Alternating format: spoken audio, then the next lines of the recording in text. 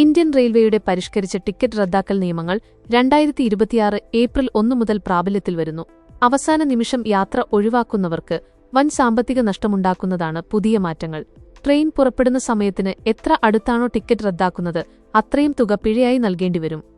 യാത്രയ്ക്ക് 24 മുതൽ 72 മണിക്കൂർ മുമ്പാണ് ടിക്കറ്റ് റദ്ദാക്കുന്നതെങ്കിൽ ടിക്കറ്റ് നിരക്കിന്റെ 25% തുക നഷ്ടമാകും.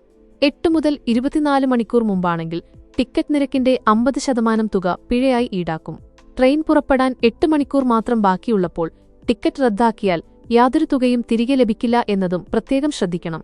തൽക്കാൽ യാത്രക്കാർക്കും പ്ലാനുകളിൽ പെട്ടെന്ന് മാറ്റം വരുത്തുന്ന ബിസിനസ് യാത്രക്കാർക്കും ഈ നിയമം വലിയ തിരിച്ചടിയാണ്. സീറ്റ് മാറ്റത്തിനായോ മെച്ചപ്പെട്ട ബെർത്തിനു വേണ്ടിയോ പഴയ ടിക്കറ്റ് റദ്ദാക്കുന്നവർക്കും പണം പൂർണ്ണമായും നഷ്ടപ്പെടാൻ സാധ്യതയുണ്ട്. അതുകൊണ്ട് യാത്രയിൽ മാറ്റമുണ്ടെങ്കിൽ കുറഞ്ഞത് 24 മണിക്കൂറിന് മുമ്പെങ്കിലും ടിക്കറ്റ് റദ്ദാക്കാൻ ശ്രദ്ധിക്കുക. അനാവശ്യമായ മൾട്ടിപ്പിൾ ബുക്കിംഗുകൾ ഒഴിവാക്കുന്നതാണ് സാമ്പത്തിക ലാഭത്തിനുചിതം.